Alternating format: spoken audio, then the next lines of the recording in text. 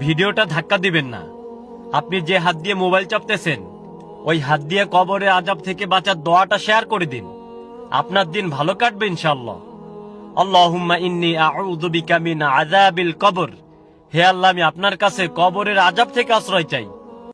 একদম সঠিক বলেছে দাদা ভাই, যে এই দোয়াটা উঠতে বসতে সব সময় পড়তে হয়। আল্লাহুম্মা ইন্নী আউযু বিকা মিন আযাবিল কবর, এ আল্লাহ আমাকে কবরের আযাব থেকে রক্ষা করো, বাঁচাও। এই জন্যই যে কবর একটা এরকম জায়গা, হাদিসের মধ্যে বলা হয়েছে আল কাবরু রাউযাতুম মিন রিয়াজিল জান্নাহ আও হুফরাতুম মিন হুফারিন নার। কবর হয়তো মানুষের জন্য জান্নাতের বাগান হয়ে যাবে, নহলে জাহান্নামের গর্ত থেকে একটা গর্ত হয়ে যাবে। এটা আপনাকে ডিসাইড করতে হবে যে কবরকে আপনি জান্নাতের টুকরা বানাইবেন না জাহান্নামের টুকরা বানাইবেন। দোয়াটা বেশি বেশি করে পড়ুন এবং অপর ভাইকেও পড়ার সুযোগ করে দিন, শেয়ার করিয়ে দিন।